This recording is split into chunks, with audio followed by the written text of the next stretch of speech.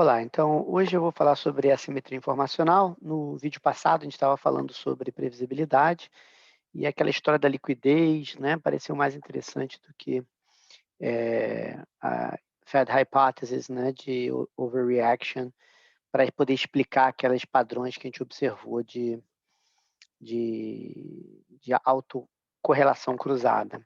Então hoje eu vou mostrar dois modelinhos que são os modelos básicos de assimetria informacional e negociação com assimetria informacional no mercados financeiros, que basicamente seguem duas linhas diferentes, né? Um é o paper mais clássico impossível, do Kyle, na Econométrica de 85, tá? E o outro é um paper do David Easley e da Maria O'Hara, no Journal of Finance, em 1992. O paper do Easley e O'Hara talvez seja o paper mais lindo assim que eu já vi na minha vida, de tão bem escrito que é. David Easley é um mestre em como escrever teoria de um jeito fácil, né? E eu vou tentar replicar aqui esse estilo, começando por ele explicando o modelinho, que é um modelo simples, obviamente a solução é um pouquinho complicada, a gente não vai falar sobre isso, mas toda a intuição que o modelo traz, mesmo no arcabouço simples, é super bacana e eu acho que vale a pena, tá bom? E aí entra um pouquinho nessa história de olhar as microestruturas de mercado, quando a gente olha numa lupa, que o mercado não é um mercado sem fricção, existem vários tipos de fricção, como liquidez, e no caso aqui, informação assimétrica. Eu vou deixar a liquidez mais para o caso, né, para o estudo de caso que a gente vai fazer mais tarde. Tá bom? Então vamos lá. O paper está aí, Time in the Process of Security Price Adjustment, no Journal of Finance, e é um paper sobre uma abordagem de negociação sequencial, a la Grossman, né, e Stiglitz. Então, deixa eu começar a falar um pouquinho do paper, qual é a motivação do paper, se bem que não é essa a nossa motivação, mas eu acho legal ter essa perspectiva histórica, né? E basicamente o paper é sobre o ágio de compra e venda, né? O bid-ask spread, a diferença entre o preço de compra e o preço de venda. A gente sabe que essa diferença de preço entre esses preços, ela está variando ao longo do tempo, né? Durante o dia, né? Ela tem uma variação, durante a semana tem uma variação, durante o mês tem uma variação, ao longo dos anos tem variação. E, obviamente, tem várias explicações para isso, né? Você pode pensar que ao longo dos anos, né, assim, num horizonte bem longo, os custos de processar uma ordem mudaram, né? Então, desde 2001 começou a aparecer a grande emergência de plataformas eletrônicas de negociação, caiu muito o custo de processar ordem. Mas, obviamente, isso é uma coisa que explica a variação num time span bem grande, né? Bem longo. Não dentro de um dia, dentro de uma semana, dentro de um mês, né? Então, esse custo de processamento de ordem não é uma explicação interessante para a gente se a gente está interessado nessa variação intradiária da diferença entre os preços de compra e venda. Uma outra segunda explicação que, obviamente, faz aparecer um ágio entre os preços de compra e venda é o poder de monopólio, né? Você pensar a Bolsa de Nova York antigamente, era historicamente você tinha um market maker, né, um formador de mercado para cada ação, né? Mesmo na B3 hoje, quase toda empresa, né, contrata um investidor, um formador de mercado oficial, né? Mas, bem, primeiro que esse contrato não é que esse contrato seja grande, muito binding, né, porque não pede muito, não exige muito do formador de mercado, mas já existem também outros formadores, o próprio programa da B3, né, de formador de mercado autônomo, né, e hoje em dia, mais em geral, você pensa no High Frequency Traders, né, no HFT, que provê liquidez também. Mas no contexto aí dos anos 90, naquela época ainda se existia apenas um market maker para cada ação na Bolsa de Nova York, né? E uma coisa que pode vir na tua cabeça é pensar, bom, poder de monopólio. É um cara único, né?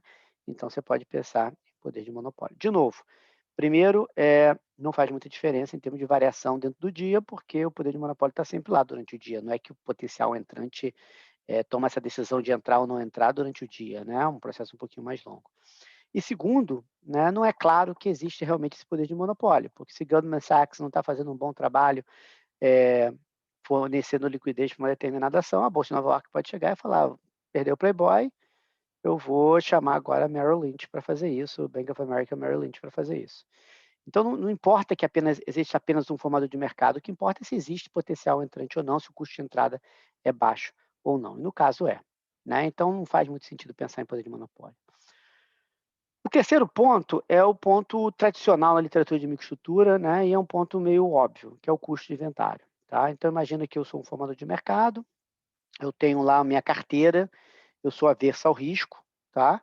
Então eu tenho minha carteira está linda, está maravilhosa, certinho no meu perfil de risco e eu tenho tudo lá meio que equilibrado. Aí vem alguém, negocia comigo e me leva, sei lá, 10 lotes de IBM e agora na minha carteira que estava linda e maravilhosa, está faltando 10 lotes de IBM. Então o que eu posso fazer no curto prazo, né? Eu posso incentivar as pessoas a venderem IBM para mim, para eu poder refazer a minha carteira ótima, né? Aquela que considera todas as minhas considerações de retorno esperado e de risco. Como é que eu faço isso? Eu mexo nos meus preços de compra e venda, né? Então, se eu quero que as pessoas me vendam, né, eu vou botar um preço de venda um pouquinho mais alto para as pessoas me venderem a, a ação da IBM e eu recompor a minha carteira. O custo de inventário, né, esse controle de inventário, é obviamente um efeito muito importante. Tá? Não tem como não ser importante. Você pensa em HFT, quando faz a provisão de liquidez, eles querem se manter zerados, né, o máximo possível. Então, eles vão estar lá brincando exatamente com esse tipo de coisa. Como é que eu vou mexer meu preço de compra e de venda para restabelecer meu inventário zero? Uma posição neutra para cada, não ter exposição, né, por muito tempo a cada ativo. Então, é óbvio que faz uma grande diferença, é um componente importante e que afeta no intradiário. Mas não é esse o objetivo do paper do Isle O'Hara. Muita gente já tinha trabalhado com o custo de inventário, né? Eles querem olhar aqui para assimetria informacional, ou seja, custo de seleção adversa. Eu tenho diferentes tipos de agentes, agentes mais informados e menos informados, e eu não sei com quem eu estou negociando, né? A pessoa vem negociar comigo e eu não sei se essa pessoa é mais informada ou menos informada do que eu, ou tão desinformada como eu. Então, esse tipo de custo de seleção adversa vai criar uma diferença entre os preços, uma diferença natural entre os preços de compra e venda, né, para me proteger dessa simetria informacional. Quanto mais custo de seleção adversa eu tenho, mais eu abro meu spread, né, para me ter essa promoção. Então, esse aqui é um bid spread que vai ser endógeno, né, no sentido que tem algum tipo de fluxo de informação chegando, tem agentes mais informados, eu não sei se tem informação ou não tenho, estou na dúvida, não sei quem está mais informado, quem não está, eu me protejo aumentando aí a diferença entre os preços de compra e venda, tá? Então, Isle e O'Hara vão estar interessados nesse custo de seleção adversa e não vão estar olhando muito para custo de inventário. Para fazer isso, o que eles vão fazer? Eles vão ter um modelo onde todo mundo é neutro ao risco, né? Se você tem neutralidade e risco de todo mundo, o que acontece? Eu não tenho mais aversão ao risco, né? O custo de inventário passa a ser inócuo, porque eu não exijo mais uma compensação por carregar um ativo arriscado. Tá? Então, é um modelo aqui apenas de assimetria informacional. Então, eu vou matar cada um desses caras. Tem poder de monopólio? Não. Vou assumir que não tem competição perfeita. Então, acabou o poder de monopólio. O ágil não pode estar vindo disso, né? Eu tenho neutralidade ao risco. Então, o bid spread não pode estar vindo do custo de inventário, né? Qual é o custo de processar a ordem? É zero. Então, se aparecer aqui algum tipo de diferença entre o preço de compra e venda, basicamente essa diferença é advinda da estrutura informacional, né, diferenciada com agentes mais informados e menos informados. Para fazer isso, eles vão trabalhar com esse modelo de negociação sequencial, ou seja, aqui é um modelo discreto, mas eu poderia escrever em tempo contínuo, não faz diferença nenhuma, né? E a cada instante do tempo vem alguém negociar comigo. Eu que sou formador de mercado, sou o único formador de mercado, então apesar de ser o único, ter um monopólio, tem competição perfeita, eu vou agir de forma competitiva, ou seja, eu tenho um lucro esperado igual a zero, e o que eu tenho que fazer aqui é, a cada instante do tempo, alguém é sorteado, essa pessoa vem negociar comigo. Ela pode ser mais bem informada ou tão desinformada quanto eu não sei, né? E eu tenho que dar um preço para essa pessoa decidir se ela vai comprar, vender ou não fazer nada, tá? Então, basicamente, é isso que é o modelo. Então, como eu disse, tem dois tipos de agente. O mais informado, que é todo ano, toda vez que eu dou esse curso, essa aula falo que eu vou trocar de insider para informed, porque na verdade não precisa ser o insider da firma, é basicamente alguém mais bem informado, e o desinformado, tá bom? O formador de mercado, ele não sabe identificar quem é quem, tá? Então o que ele faz? Ele abre um preço de compra e venda, uma diferença entre esses preços de compra e venda, para compensar por esse serviço de prover liquidez sob assimetria informacional. Essa que é a história. Tá? Então, vou falar do modelinho, que é super rápido, super simples. Tá? Então, eu tenho um formador de mercado que é único. E ele não apesar de ser monopolista, e como existem vários potenciais entrantes, ele age de forma competitiva. Está aqui, ó. Então, esse competitivo aqui, basicamente, ele está matando qualquer tipo de efeito aí que você possa pensar de poder de monopólio. Tá? Então, competitivo acabou o poder de monopólio, né? E dois, eu sei que o lucro esperado do meu formador de mercado, né, ele vai ele vai configurar os preços de compra e venda de modo a ter lucro esperado igual a zero. Tá? Basicamente é isso. E ele é neutro ao risco. O que, que o neutralidade ao risco me dá? Eu mato qualquer problema de inventário. Tá bom? E por último, ele é racional. E por ser racional, ele atualiza suas crenças usando o Bayes. Tá bom? Então, já vou falar o que, que Bayes vai me dar daqui a pouquinho. Essa racionalidade vai me dar eficiência no mercado. Tá? Então, vamos lá. Essa eu caracterizei meu formador de mercado. Agora, antes de caracterizar meu agente informado, eu preciso explicar um pouquinho o que vai acontecer com o preço da ação, com o valor da firma, né? Então, o valor do ativo é V, tá? E existe um sinal que esse sinal psi, ele pode ser fraco, pode ser neutro ou pode ser positivo, tá bom? Então, low, neutro ou high, tá? Então, aqui, basicamente, o zero aqui, o neutro, basicamente, não é neutro. É que você não teve sinal nenhum. Sinal igual a zero, desculpa, não teve sinal nenhum. Ninguém observou nenhum sinal. Tá?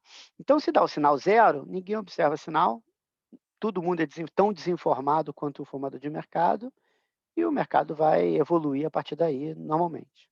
Tá? Então, qual é o valor da firma quando não tem sinal? Bem, eu pego o valor da firma se tivesse um sinal ruim, né? Multiplico pela probabilidade de um sinal ruim, dado que tenha sinal, pego o sinal, o que acontece com o valor da firma quando o sinal é positivo e multiplico né, pela probabilidade do sinal ser positivo, dado que a gente observa um sinal, tá bom? Então, VL, né, como está dizendo aqui no início, né, qual é o valor da firma no estado ruim da natureza, ou seja, quando a notícia é ruim. O VH é quando você tem um estado bom da natureza, ou seja, quando a notícia é boa, então qual é o valor? Ele é VH, maior que VL, obviamente. E caso a gente não observe sinal nenhum, eu faço o valor incondicional, né? A esperança incondicional, V estrela, onde eu multiplico aqui pelo o delta, que é a probabilidade do sinal ser negativo, ou menos delta de ser positivo, caso tenha sinal, obviamente. Tá bom? Então, o que, que o agente... Perdão, o agente informado sabe? O agente informado sabe esse valor. Ele sabe se a gente está em VL ou a gente está em VH. Tá? Se não tem sinal, aí não tem agente informado. Aí todo mundo vai achar que está em V estrela. Então, se você pesar, todo mundo sabe de V estrela, né? Quem sabe VL e VH, se está em VL ou VH, é o agente informado. E ele vai ser neutro ao risco também. Por quê? Porque isso me facilita muito a vida. Se ele é neutro a risco, ele vai sempre negociar. Tá? Eu vou conseguir mostrar, que é um jeito bem simples de mostrar, né? O formador de mercado, ele nunca sabe se teve sinal ou não teve, né? Só no limite, né? Depois de infinitas negociações é que essa informação vai ser revelada, né, perfeitamente. Então, ele vai sempre associar uma probabilidade não zero de estar no estado ruim ou no estado bom, não é isso?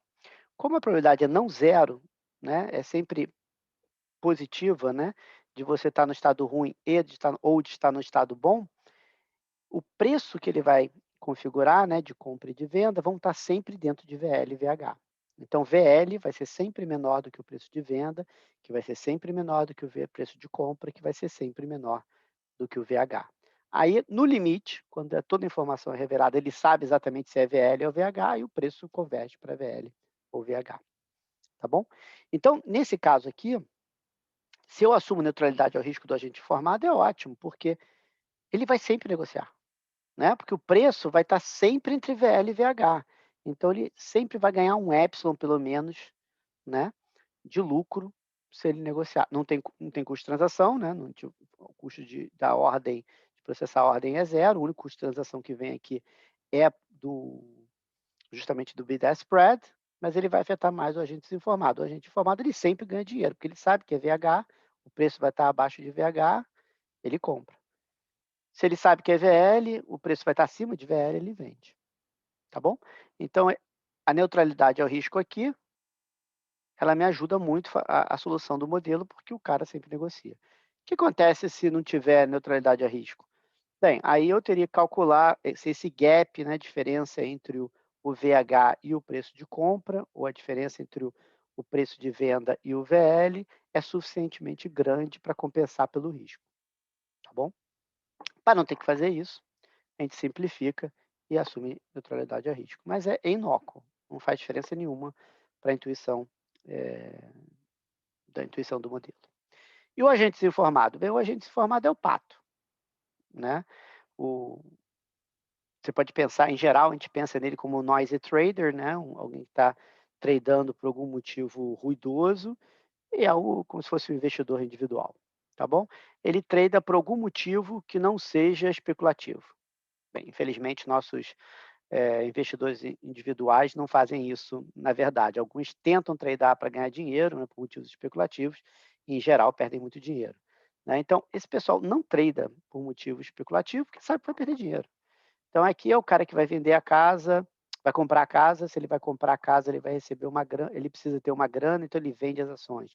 Ou ele quer vender a casa, vai receber um dinheiro e vai ter que botar nas ações, ou ele vai ficar trocando, o, negociando as ações de tal sorte a manter uma carteira equilibrada para o seu perfil de risco e retorno. O que importa é, ele trada por algum motivo que não está aqui no modelo, tá? Em geral, a gente chama esse cara de liquidity trader ou de noisy trader, tá? Aqui parece mais claro como liquidity trader. Quando eu falar do paper do Kyle, ele vai ficar mais claro por que utilizar o jargão noisy trader, né? O, o agente ruidoso aí no sentido. Então, esse é o modelo, tá? Acabou, não tem mais nada. Aí eu posso, a única coisa agora que eu preciso definir são as probabilidades. Então, eu vou dizer, com probabilidade alfa, alguém vai observar um sinal, tá? Então, tem um evento informacional com probabilidade alfa. No paper, eles até motivam isso utilizando o Dow Jones Rumor Wire, mas eu acho que não é muito importante, né? Tem algum tipo de informação que chegou no mercado, nem todo mundo observa, o formador de mercado não observa, ele não sabe se ela chegou ou não chegou, tá bom? E se tiver, então, dado a probabilidade alfa de ter um evento informacional, essa informação pode ser positiva ou negativa, tá? Negativa com delta, ou menos delta sendo positivo. E eu vou assumir que existe uma proporção 1000 de agentes informados, 1 menos 1000 de agentes desinformados. Não precisa ser exatamente o número, né, de agentes, pode ser só o peso deles no mercado, em termos de financeiros, como você pensar, tá bom? Não faz muita diferença. Bem, agora o único cara que falta é o agente desinformado, né? Qual é a probabilidade dele negociar? Porque o agente informado, ele negocia com probabilidade 1, né? Ele sempre negocia. O agente desinformado, eu vou dizer, com probabilidade gama, ele é um potencial vendedor, o menos gama, um potencial comprador. Mas ele nem sempre negocia, tá? Então, algumas vezes ele negocia, eu vou assumir que é epsilon, tá? Igual para os dois, só para ficar mais fácil. Independente se ele ser um potencial vendedor, um potencial comprador, ele vai negociar com probabilidade epsilon, tá bom? E isso aqui é chave no modelo, tá bom? E duas coisas são chaves. Uma é que esse existência desse epsilon, que ele não é igual a 1, tá? E a segunda é que esse epsilon aqui, ele não depende do preço. Então, não é uma decisão endógena, que ele olha para o preço e fala, não, por esse preço eu não compro nem vendo. Ele simplesmente compra ou vende, né, de uma forma aleatória, tá bom? Você pode pensar que ele é sorteado para ficar de frente ao formador de mercado, mas com probabilidade epsilon, ele vai com probabilidade 1 menos epsilon e fala, estou ocupado agora, não vou negociar, eu passo, tá bom? Então esse é o jogo, um jogo simples. Lado esquerdo aqui da minha linha pontilhada, eu tenho o que acontece no início do dia, tá? Então a natureza joga um dadinho no início do dia, com probabilidade alfa, né? Ele vai para aqui para cima, com probabilidade 1 menos alfa, ele vem aqui para baixo, onde não tem, todo mundo é desinformado. Então vou começar aqui por baixo, que é mais fácil. Aí eu venho aqui para baixo. Aí agora eu passei aqui a linha pontilhada. Quando eu passei a linha pontilhada, isso aqui vai ser um jogo sequencial. Então, a cada instante do tempo, isso vai ficar se repetindo. Então, se eu tenho N intervalos durante o dia, vão ter N vezes que eu vou jogar esse jogo aqui. Eu sorteio um cara, né? Com probabilidade gama, ele vai ser um potencial vendedor. Com um menos gama, ele vai ser potencial comprador. Em ambos os casos, ele pode negociar ou não com probabilidade epsilon, tá bom? Então, esse caso aqui, ó, você vê quais são os desfechos, né, possíveis. Eu posso ter venda, posso ter compra e posso ter não transação, tá? Não tem transação, que está relacionado com liquidez, de certa forma, tá bom? Só para fazer o gancho com a aula passada. Agora, vamos jogar aqui para cima, ó. Deu alfa. Opa, teve sinal. Tá? O sinal não foi igual a zero. Ele foi igual a H ou foi igual a L. Então, com probabilidade delta, isso aqui é antes de começar o dia, tá? Então, está aqui ainda. Com probabilidade de delta, ele é um sinal ruim, então todo mundo no estado ruim da natureza. Se for um sinal positivo, estou no menos delta, estou aqui no estado bom. Então, vou começar com o estado ruim da natureza. Qual é a diferença do estado ruim da natureza com o estado bom da natureza? Bem, para o agente desinformado, que não tem a menor ideia qual foi o sinal, que se tem sinal, não tem sinal, ele vai sempre comprar ou vender, que nem ele joga aqui embaixo, não faz diferença nenhuma. Mas para o agente informado faz. O agente informado, quando o sinal é ruim, ele sempre vende. Quando o sinal é bom, ele sempre compra. Tá bom? Então, a diferença entre esse galho aqui, esse galho e o primeiro, segundo e terceiro galho, né, é basicamente isso. É se tem um insider ou não, né, em que direção o insider vai estar indo. Né? Aqui ele vende, aqui ele compra, aqui não tem insider. Tá bom? Então, se você pegar um galho aqui de cima e comparar com um galho de baixo, a única diferença é que você tem um 1000, um menos 1000 aqui. Esse aqui, esse jogo sempre aparece, mas vai estar multiplicado por um menos 1000, que é a probabilidade de você sortear alguém que não é informado. E com 1000, você vai ter alguém informado sempre negociando. Venda no caso de sinal ruim, compra no caso de sinal bom. Tá bom? Então, aqui, você tem um conteúdo informacional muito rico, porque não basta compra e venda, né? A gente sempre pensa, tipo, um processo de negociação, ele traz informação, revela informação, compra e venda. Aqui, não. Aqui, compra e venda traz informação, mas não transação, um intervalo sem transação, também traz informação. Porque se eu tenho um intervalo de não transação, onde é que ele é mais provável de acontecer? Em qual desses galhos? Né? Em qual desses 3 jogos aqui ele é mais provável? Aqui embaixo. Porque aqui embaixo ele não é multiplicado por um menos 1000. Ele vem aqui embaixo. Esse cara aqui, o no trade, né? Ele é mais comum aqui do que nesses galhos aqui. E compra? A compra é aqui, no centro, no galho do centro. Porque além das compras dos informados, tem a compra de todos os informados. E venda? Venda é esse galho aqui. Então, aqui, e aí vem a parte da atualização das crenças do formador de mercado via fórmula de Bayes, né? Toda vez que ele começa a observar mais vendas, ele vai assinalando, atribuindo uma probabilidade mais alta a esse galho daqui. Se ele começa a observar mais compras, ele começa a atribuir mais probabilidade a estar nesse estado de natureza, está jogando esse jogo naquele dia. E se ele observa muitos intervalos sem transação, aí ele vai começar a achar, opa, estou jogando esse jogo aqui de baixo. Tá bom? Então, esse é o conteúdo informacional que tanto compra, venda e não transação agora podem ter. Ao contrário do modelo normal aí, que em geral a gente não pensa nessa parte de não transação. Acho que esse é a grande contribuição do paper do Wesley e da O'Hara. Né? Em geral, a gente pensa só em compra e venda como revelando informação. Aqui não. Os intervalos de não transação também revelam informação.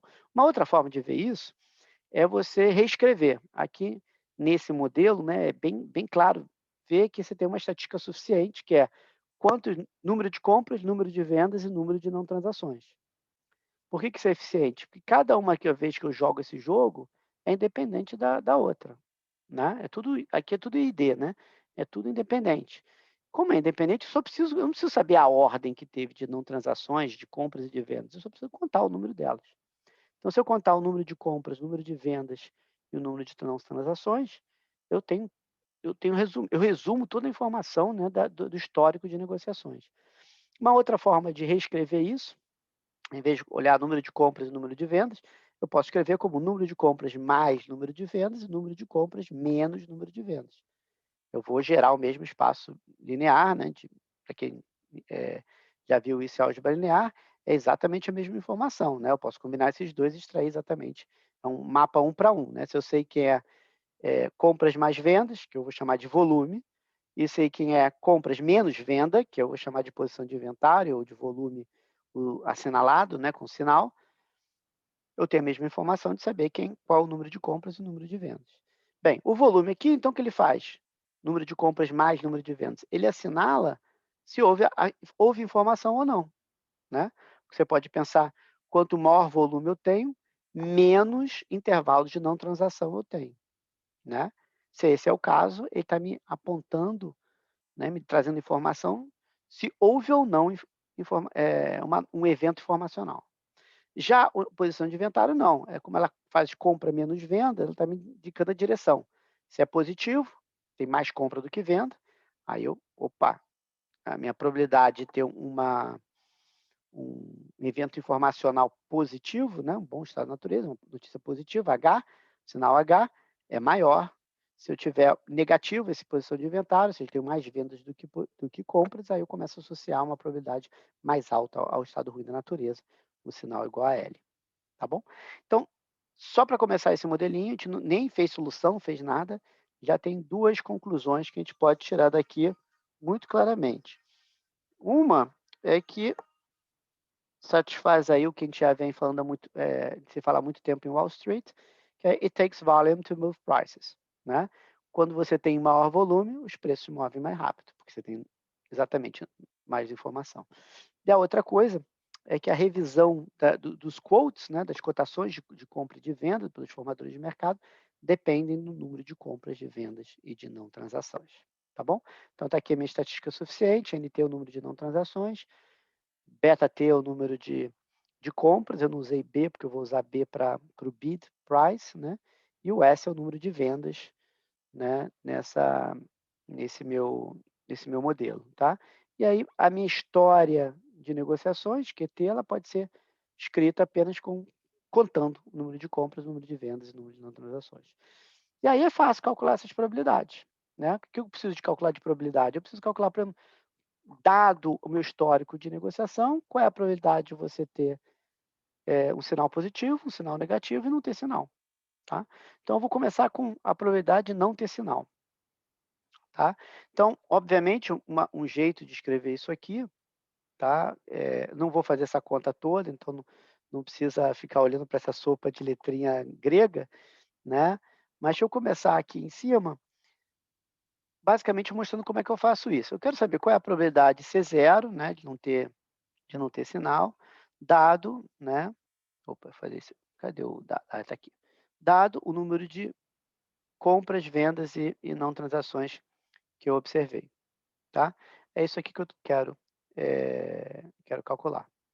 Então, o jeito de fazer isso, eu posso basicamente dizer qual é a probabilidade, né, pelo teorema de Bayes, de eu observar N não transações, B compras, C vendas, dado que o sinal for zero, não é isso? Vezes a probabilidade do sinal ser zero,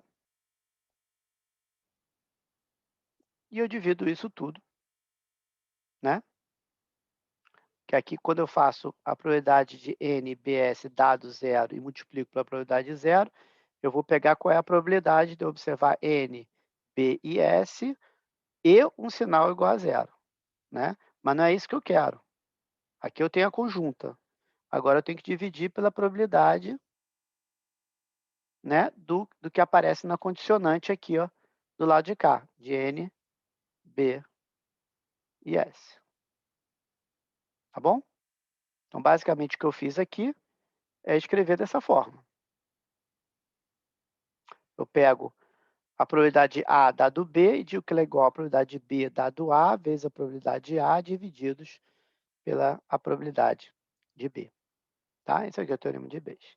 E aí eu posso até melhorar isso aqui, né?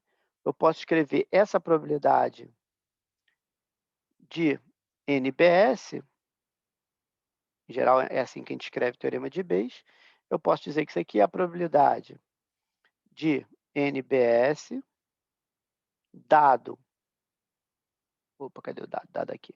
Dado o low, vezes a probabilidade do low, do sinal ser baixo, mais a probabilidade do NBS,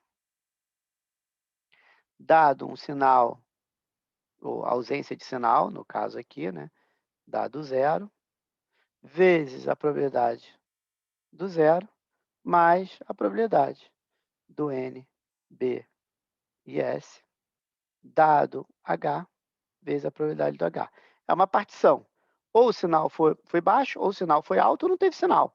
Então, aqui eu estou olhando para cada um desses caras. É justamente o que eu estou fazendo aqui. Tá bom? Então, quando é baixo, quando não teve sinal e quando é alto. Isso aqui me dá essa probabilidade. Aí eu pego esse cara aqui, substituo aqui embaixo, e esse é o meu teorema de Bayes. E é isso que está escrito aqui. Tá? Para fazer isso, então repara que qual é a ideia do teorema de Bayes, que é fantástica, é o seguinte, o sinal a gente não observa. O que eu estou interessado aqui para calcular qual é a probabilidade do formador de mercado atribuir a ausência de informação, né? Eu estou pegando qual é a probabilidade de uma coisa que eu não observo, dado aquilo que eu observo. Tá bom? É isso que eu estou interessado. E o que eu estou fazendo aqui, ó, aqui em cima, estou usando para essa probabilidade, eu estou invertendo.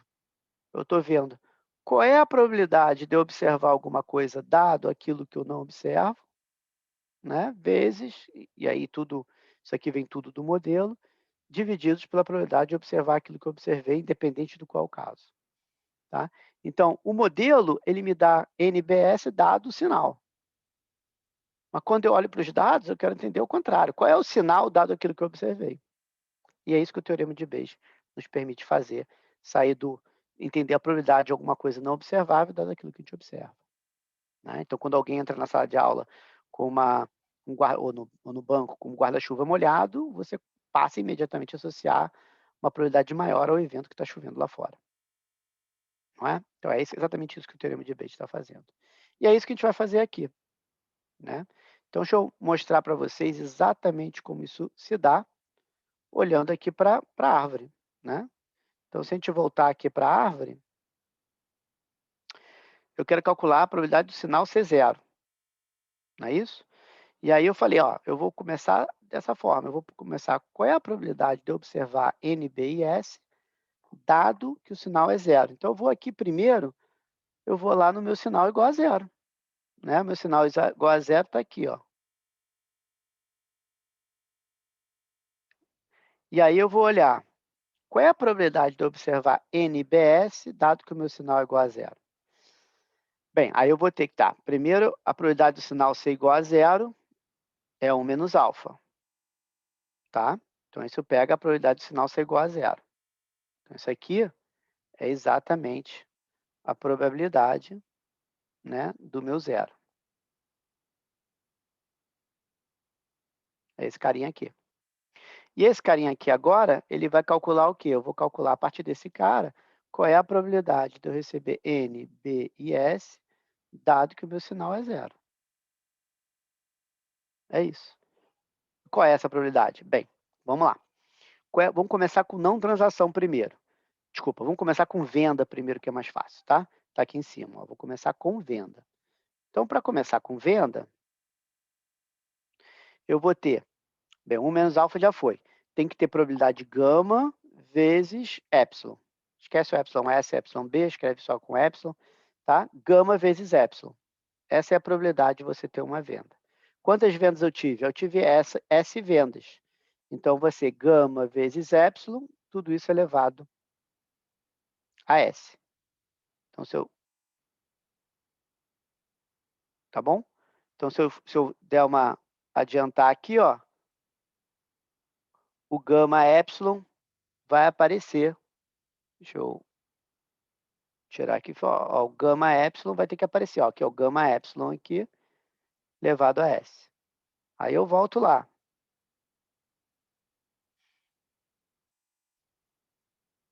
Tá aqui.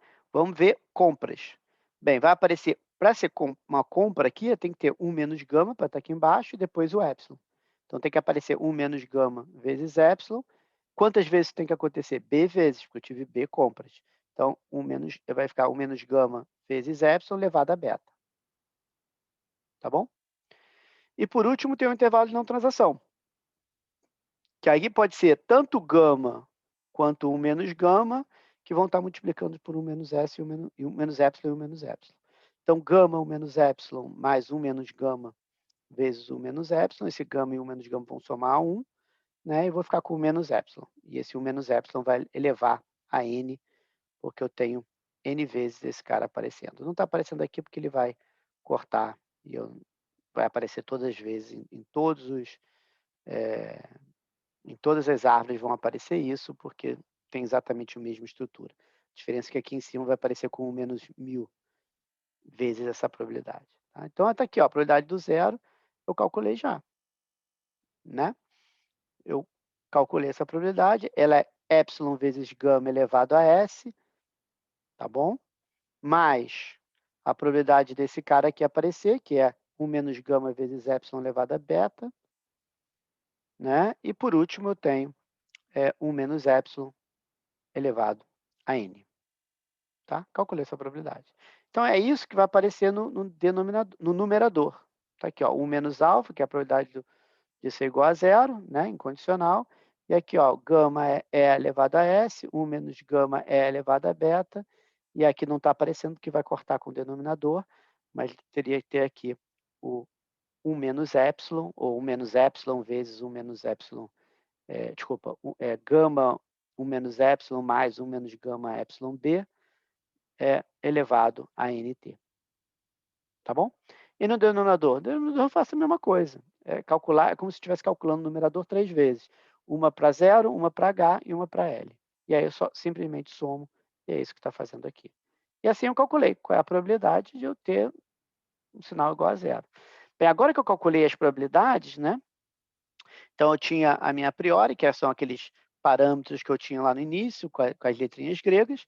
Tenho a posteriori, que é depois de observar os dados, né? São essas probabilidades que eu estou calculando. Agora eu posso, como formador de mercado, setar um preço de compra e um preço de venda. Então, o que é o bid? O bid é um preço de venda. Então, eu sei que a pessoa vai vender, não é isso? Então, o que eu vou fazer? Eu quero saber qual é o valor do ativo, dado tudo aquilo que eu observei e que a próxima ordem é uma ordem de venda. Não é isso? Faz sentido. E o ask é a mesma coisa, é quando a pessoa vai comprar. Então, eu tenho qual é o valor do ativo, dado aquilo que eu observei, e dado que o próximo é uma compra. A próxima ordem é uma compra. Então, basicamente, o que eu vou fazer é que se o meu QT eu tinha NT, beta T, ST, aqui nesse caso aqui, eu simplesmente vou somar, mas o ST vai virar ST mais 1. E aqui no caso de cá, o beta T vai virar beta T mais 1, porque eu tenho uma compra a mais.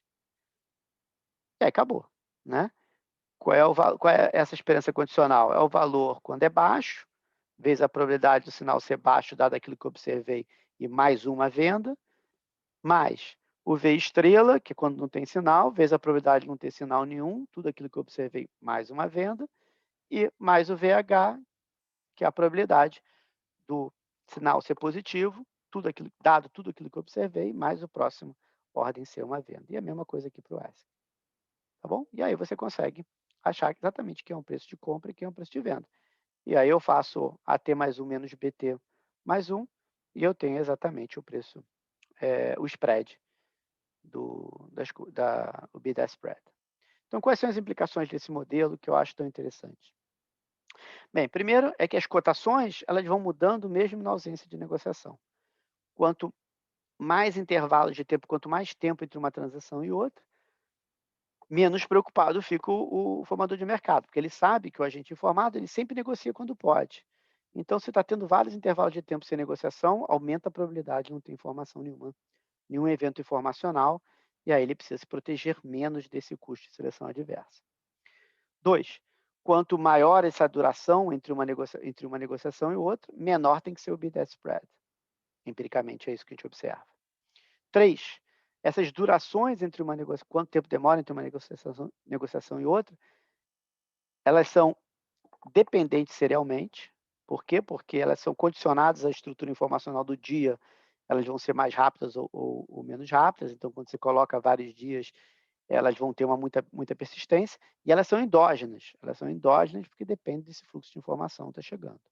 Tá bom? Por que eu estresso isso normalmente? Porque tem muitos modelos que a gente vai tratar a duração de negociação como se fosse uma coisa exógena. Tá? E a gente sabe que não é. Outra coisa importante, os preços aqui eles não satisfazem a propriedade de Markov. O que eu quero dizer com isso? O preço ele tem um componente aí de persistência muito grande, tá? Então não basta saber qual foi o preço passado para eu poder prever qual vai ser o preço futuro, né? Para ele virar markoviano, né, de olhar só o período passado, né, esse processo burro que você só precisa olhar o último estado da natureza, aqui você precisa aumentar o teu conjunto de informação. Não basta olhar o preço, tem que olhar o número de compras e número de vendas e número de não transações. Aí realmente ele vira markoviano.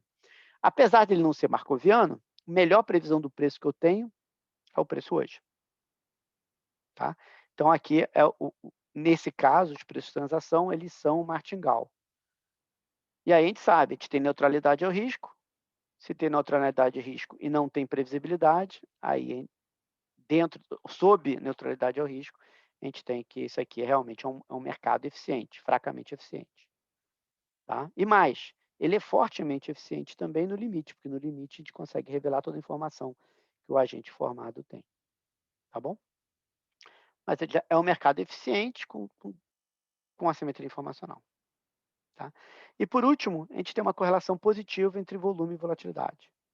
Né? Por quê? Porque por trás de volume e volatilidade, o que a gente tem é o fluxo de informação. Chegou uma nova informação, o volume aumenta. O volume aumentando, o preço muda e a volatilidade aumenta também. Tá bom? Bem, o modelo é super simples, tá? E aí vocês vão me perguntar, mas cara, é simples demais. Para mim não tem muita utilidade. Mas os resultados do modelo continuam valendo para todas as extensões que você possa pensar. E aí tem milhares, né? O Weasley e O'Hara tiveram aí pelo menos uns 14 papers sobre isso, com diversos alunos, né, e ex-alunos trabalhando com extensões desse modelo. Então, você pode trabalhar, por exemplo, com probabilidade variando ao longo do tempo desse agente desinformado. Ele não é tão burro assim, né? Ele está realmente negociando por um motivo não especulativo, mas essas razões dependem aí do ciclo de negócio, tem um certo timing. Né? Então, eles têm um paper com o Nicholas Kiefer e com o Paperman, né, que foi um aluno deles, falando sobre isso. E tem mais recentemente, tem probabilidade variando ao longo do tempo para o agente informado e para o agente desinformado e para o agente informado, com o prêmio Nobel de Economia, com o Rob Bangle, né, usando uma estrutura, que é o cara que inventou o GARCH, né, e aí eles botam uma estrutura a la GARCH para essa probabilidade, um jeito que ela varia muito parecido com o do GARCH. Então dá para fazer isso. Então dá para, obviamente, isso dá uma flexibilidade gigantesca para esse modelo capturar padrões nas séries temporais. Você pode pensar em efeito de tamanho, né? De pequenas negociações contra block trades. Se você parar para pensar um pouquinho, se você é um agente informado e você é negociado, tipo, o formador de mercado, ele puxa um draw, né? Ele sorteia quem é que vai vir negociar com ele. A tua probabilidade de vir negociar novamente, dado que existe um contínuo de agentes informados dentro daquela proporção 1000, é zero. Se ela é zero, você prefere, você tem um incentivo, obviamente, de negociar o máximo possível, né? Desde o início. Então, faz sentido pensar que o agente informado ele vai querer negociar por block trades, né? Com trades, uma quantidade bastante grande, porque ele não sabe se ele vai ter outra oportunidade nesse modelo de negociar depois. Bem, se fosse esse o caso, né, o que aconteceria? Isso não daria uma boa estratégia, né? Por quê? Porque basicamente os agentes informados são mais otimistas, você espera que eles estejam negociando mais, fazendo pequenas negociações do que grandes negociações. O mercado, então, de grandes negociações vai estar dominado pelo agente informado, todos os agentes informados vão estar no mercado de grandes negociações, o formador de mercado vai abrir um ágio, né, uma diferença de preço de compra e venda muito maior para quando é grande a negociação do que quando é pequena. Aí não faz sentido para o agente informado, porque ele acaba não conseguindo se ganhar dinheiro com isso. Então, o que ele faz? Ele joga uma estratégia mista. Algumas vezes ele vai no mercado de poucos lotes e algumas vezes ele vai com muitos lotes. Tá? Ele joga uma estratégia mista justamente para poder se mascarar entre os agentes desinformados. Tá? E aí você acaba que em equilíbrio geral, né, o bid spread é o mesmo. Ou pode ser até diferente, mas de qualquer forma você não tem um equilíbrio separador onde todos os agentes informados vão estar no mercado e todos os agentes informados vão estar no outro. O mesmo vale para a opção, né? É um paper do Isle e o Cias, e eles olham para o mercado de opção, onde você tem Obviamente, o agente informado ele tem um incentivo a tradear com opção. É muito melhor, muito mais barato tradear com opção do que com ativo real, então subjacente, né? Então ele vai lá tradear com opção, porque tem uma alavancagem muito maior e vale a pena para ele. Mas ele não, todos os agentes informados não podem todos ir para o mercado de opção pelo mesmo motivo dos tamanhos. Teria um equilíbrio separador e aí o market maker, né, o formador de mercado, estaria trabalhando com um bid-ask spread muito diferenciado, muito grande no mercado de opções e menor no mercado de ação, porque não teria agente informado. Então, em resposta a isso, em equilíbrio geral, obviamente o agente informado vai jogar uma estratégia mista, algumas vezes vai para o mercado informado, no mercado de opção, algumas vezes para o mercado de ação. Tá bom? Uma outra coisa interessante que sai desse modelo é o risco informacional. Você pode calcular o risco informacional. Tá? Então, basicamente aqui, é óbvio que depende de dia a dia, né? Porque você não sabe se tem um evento. Então, o que eles fazem é calcular qual é a probabilidade incondicional de você negociar com alguém informado para determinada ação. Então, eles vão tentar estimar por máxima verossimilhança essa sopa de letrinhas gregas, né, do modelo, o alfa, o delta, o mu, o gama, epsilon S e epsilon B. O problema de fazer isso é que não dá para chamar, não é identificado esse modelo. Tá? Para identificar, você só consegue identificar 5 parâmetros. Tá? Repare que o alfa e o delta, cada dia traz uma informação sobre eles, enquanto que o intraday vai trazer informações sobre o resto dos parâmetros. Só que a gente só tem 3 informações no intraday: número de compras, número de vendas e número de não transações. E não tem como chamar 4 parâmetros. Tá bom? Então, o que eu posso fazer é, basicamente, eu tenho que restringir alguma coisa. Então, existem 2 restrições na literatura.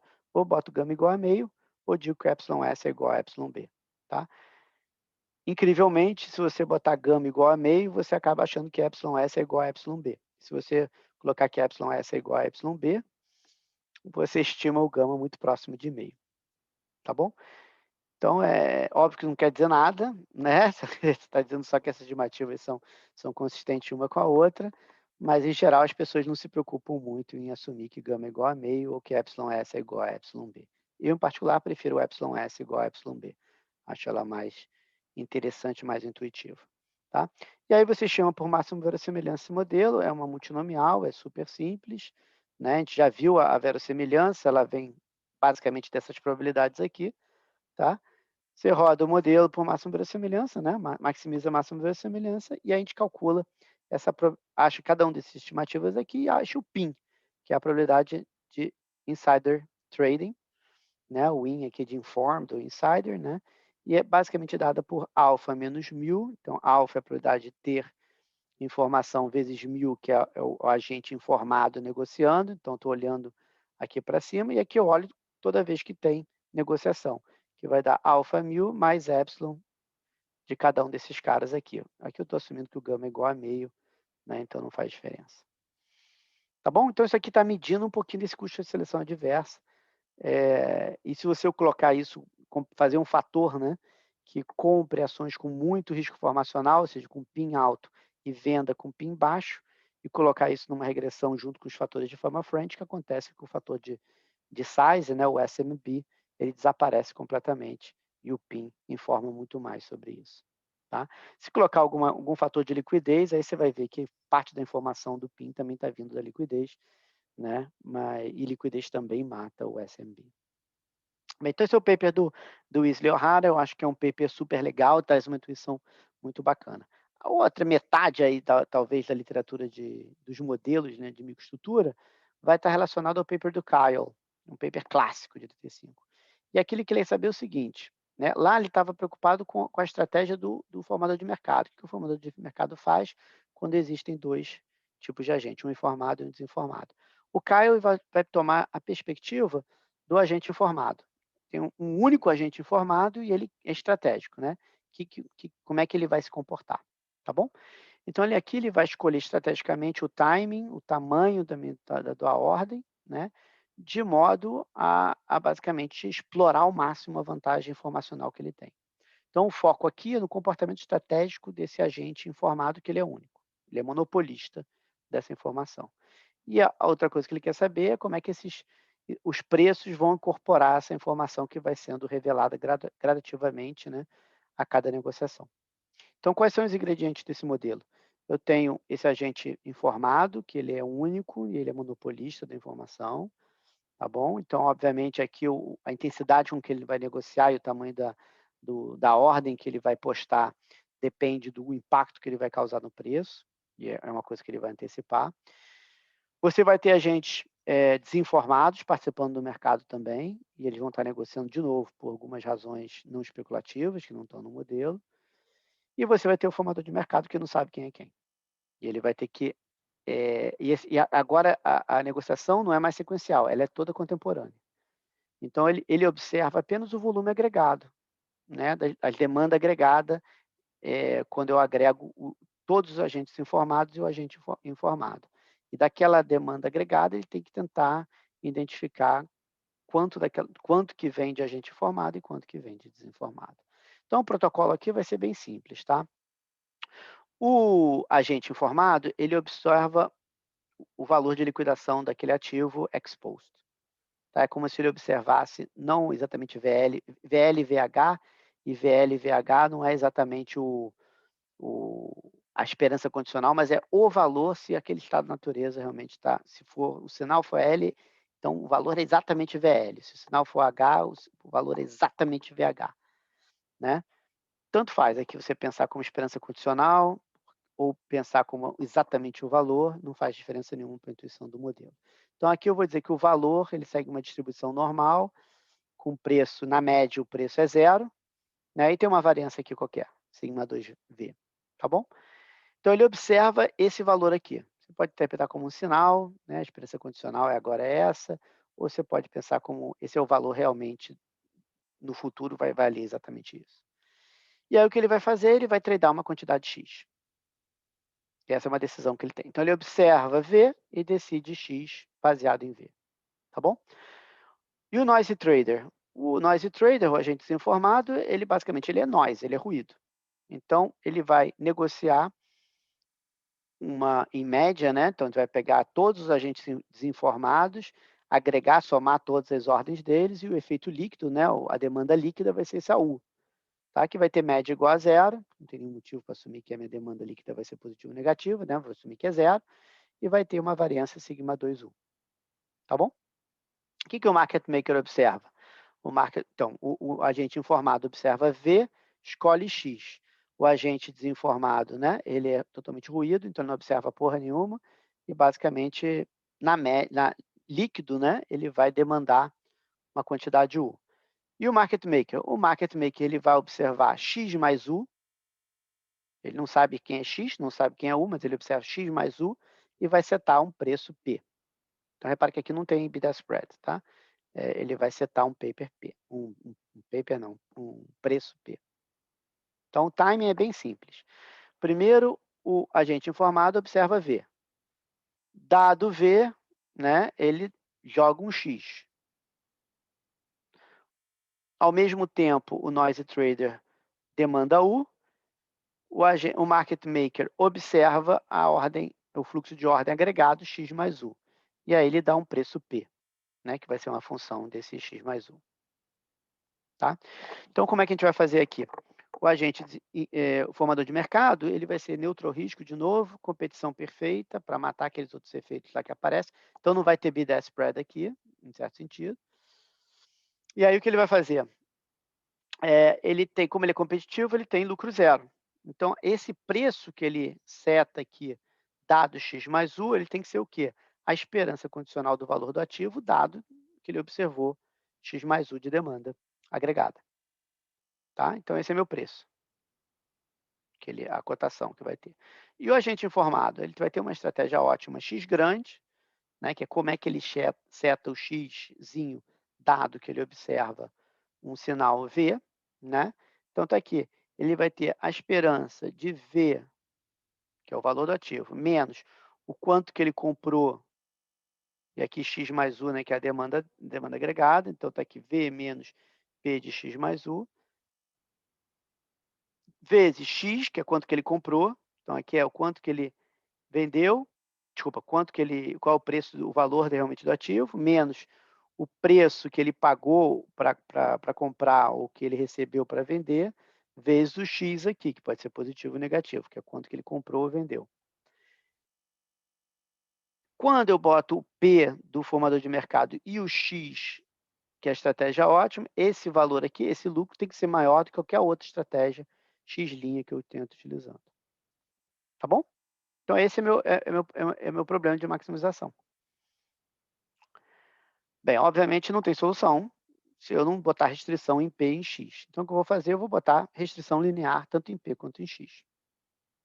Então, repare que o meu P depende da estratégia ótima aqui do Informer Trader, que é o X grande, através do Xzinho, né? E aí, basicamente, o que eu vou dizer, eu vou botar aqui essas pricing rules, né? Essas regras aqui de apreciamento, são todas lineares, tá? E aí é mole. Esse é o teorema do Kyle. Tem um equilíbrio único quando esses caras são lineares.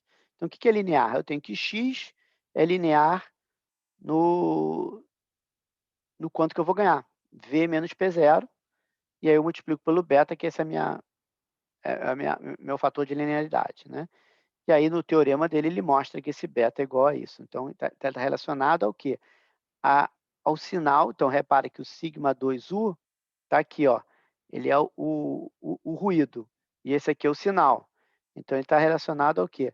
Ao quanto de ruído eu tenho em relação a quanto que eu tenho de precisão no meu sinal. Então esse é o signal to noise ratio, né? No caso aqui é noise to signal ratio. Tá bom? E meu preço do meu formador de mercado? Ele vai ser um P0 mais um lambda x mais U, né? Que é assim, isso vem pela imposição de regras lineares, está aqui, ó. Eu assumi que a regra é linear, por isso eu posso escrever dessa forma. E, obviamente, eu tenho que entender quem é P0. P0 eu já sei quem é, mas quem é esse lambda? E a gente vai ver que esse lambda está relacionado ao beta. Ele é 2 vezes, 2 sobre beta, basicamente, tá? E aí a gente vê, né, dado esse teorema de Caio, já vou mostrar rapidinho como é que a gente mostra ele, né, que a negociação, a atividade, né, do agente informado e o seu lucro dependem basicamente do quanto de desculpa, não, de quanto que eu tenho de ruído. Quanto maior o ruído, melhor para o agente informado, porque ele consegue se esconder melhor dentro da negociação do agente desinformado. Outra coisa que eu tenho é que o ajustamento do preço, né, ele obviamente depende. Então, quanto que eu ajusto o meu preço dado a demanda agregada, ela depende desse lambda, que depende desse, agora sim, do signal to noise ratio, né? Aqui é noise to signal ratio, aqui é signal to noise ratio, tá bom? Então, você pode interpretar esse lambda aqui como se fosse o price impact, tá? Ele é quanto de profundidade de mercado que eu tenho, que vai regular meu impacto no preço. Então, se eu observo uma demanda muito grande de compra, opa, vou jogar meu preço lá para cima, porque tem muita gente querendo comprar, provavelmente tem alguém informado aí que sabe que o preço está aumentando, tá bom? E o Price Discovery, a formação de preços? Bem, a gente quer entender agora como é que esse ajustamento de preço depende do fluxo realizado, tá? Então, se você tiver um inventário, né, um desbalanço aí de ordem desinformada muito grande, isso vai, obviamente, afetar o fluxo de ordem agregado, de tal sorte que o preço acaba, né, até fugindo um pouco daquele preço eficiente, tá bom? Então, é por isso que é importante tentar entender esse modelo, né, como é que a formação do preço se dá. Então, aqui repara que aqui eu tinha o sinal, que é sigma 2V0, e agora eu vou olhar o sigma 2V1, ou seja, após a primeira negociação, tá bom? Então, após a negociação, o que acontece é, se a gente observar aqui, que metade da informação é revelada. Ou seja, o sinal era sigma 2V0, o sinal que a gente tem após a primeira negociação, essa variância aqui cadê a variância? Desculpa, mais um. Essa variância aqui do valor do ativo, né, era sigma 2V0, e agora, depois que rola a primeira round de negociações, no caso é único, né, porque ele é contínuo, uma vez que a negociação é feita, metade da informação é revelada, porque agora esse preço, né, que inicial era P0, tinha uma certa variância, a variância diminuiu pela metade, tá? Então, nesse modelo aqui, é sempre igual a metade. Sempre a estratégia ótima do agente informado é negociar até que metade da sua informação privada seja revelada, tá bom? Aí, obviamente, você pode fazer multiperíodos, aqui só tem um período, se você fizer multiperíodos, você vai ver que você vai ter uma formação de preços, né, que é sluggish, demora um pouquinho para o preço refletir toda a informação que está no mercado. Eu não vou falar muito da prova, mas está aí para quem tiver interesse, como é que a gente acha os coeficientes aqui dessas transformações afins, né, o P0 e o lambda, no caso aqui um intercepto igual a zero e um slope, né, uma inclinação de igual a beta, né? Tá aqui como é que eu faço essas continhas, né? E é bem fácil de ver por que dá linear bonitinho. Aí tem várias extensões na literatura, como eu falei, esse é um paper seminal, é difícil encontrar um paper de microestrutura que não cite ou Kyle ou Wesley O'Hara, tá? A maioria cita Kyle, porque a maioria é em tempo contínuo e não trabalha com árvores, né? Mas essas são duas extensões que eu gosto muito. Uma é de Matti e Freider, em 88, A Theory of Intraday Patterns, Volume and Price Variability, que eles basicamente vão olhar sobre esses padrões interdiários de volume e variabilidade no preço, utilizando um modelo Lacaille. A diferença agora é que o agente desinformado vai ter um timing também. Ele vê quais são os momentos que são melhores para ele, tem mais outros agentes desinformados negociando e por isso, né, o impacto no preço vai ser menor. Então, eles também trabalham de uma forma estratégica. Eu quero comprar um apartamento, quero vender minhas ações, mas não vou vender de qualquer forma. Vou fazer um VWAP da vida, uma coisa desse tipo. E tem esse paper do Foster e Vishwanathan, de 90, né, no Review Financial Studies também, A Theory of Intraday Variations in Volume Variance Trading Costs and Security Markets. Então, aqui está olhando para padrão intradiário, aqui está olhando entre um dia e outro, né? E basicamente o que eles estão mostrando, que eles fazem aqui, é um modelo Lacaille também, onde a vantagem informativa do agente informado, ela vai se deteriorando ao longo do tempo. Ou seja, ele tem um incentivo a demandar, postar a ordem dele o mais rápido possível para poder ter um ganho, poder, né, obter realmente um lucro a partir do ganho informacional, né, da informação que ele tem. E os resultados são bem legais. Então, eu fico por aqui sobre a simetria informacional. Até a próxima semana. Um abraço. Tchau, tchau.